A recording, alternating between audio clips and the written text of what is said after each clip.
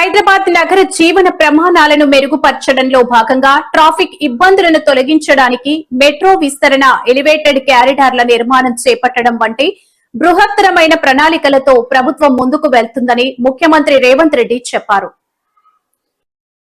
హైదరాబాద్ నగర జీవన ప్రమాణాలను మెరుగుపరచడంలో భాగంగా ట్రాఫిక్ ఇబ్బందులను తొలగించడానికి మెట్రో విస్తరణ, ఎలివేటెడ్ కారిడార్ల నిర్మాణాలు చేపట్టడం వంటి బృహత్తరమైన ప్రణాళికలతో ప్రభుత్వం ముందుకు వెళ్తోందని ముఖ్యమంత్రి రేవంత్ రెడ్డి చెప్పారు.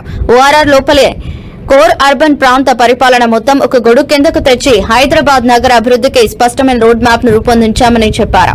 శాసన మండలి సభ్యులు లేవనెత్తిన ఒక ప్రశ్నకు సమాధానంగా ముఖ్యమంత్రి మాట్లాడుతూ హైదరాబాద్ నగర అభివృద్ధిలో భాగంగా మెట్రో రోడ్ల విస్తరణపై సమగ్రంగా వివరించారు. లాస్ట్ మైల్ కనెక్టివిటీ లక్ష్యంతో 24,000 కోట్లతో మెట్రో రెండో దశ 76 కిలోమీటర్ల మేరకు విస్తరణకు ప్రతిపాదనలకు సిద్దమైందని చెప్పారు. దేశంలో ఎక్కడ లేని విధంగా బేగంపేట ఎయిర్పోర్ట్ రన్వే కింద నుంచి ఉత్తర తెలంగాణ వైపు వెళ్లే ప్రయాణికుల ఇబ్బందులు తొలగించడానికి అండర్ టనెల్ నిర్మాణానికి అనుమతి తీసుకున్నాం. నిరంతర ప్రయాణానికి 29 ప్రాంతాల్లో underpass, surface roads, elevated కారిడార్ల నిర్మాణాలు జరుగుతున్నాయి.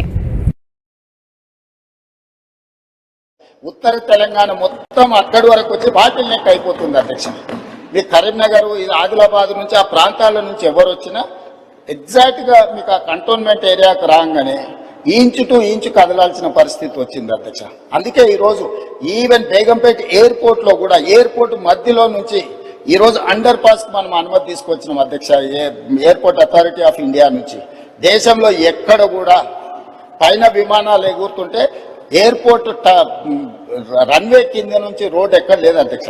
మొదటిసారి మనం కేంద్ర ప్రభుత్వాన్ని ఒప్పించి ఈ ప్రాంత ప్రయాణికులకు, ముఖ్యంగా ఉత్తర తెలంగాణ పోయే ప్రయాణికులకు ఇబ్బంది జరగొద్దని పైనుంచి విమానాలు ఎగురుతుంటే కింద అండర్ టనెల్ మనం రోడ్డు అనుమతి తీసుకొచ్చినాం. ఈరోజు పనులు జరుగుతున్నాయి అధ్యక్ష. ఏవైనా ఎన్నికలు ఉన్నప్పుడు మాత్రమే రైతు భరోసా, పంటల బోనస్ ఇస్తున్నారని మాజీ మంత్రి బీఆర్ఎస్ సీనియర్ ఎమ్మెల్యే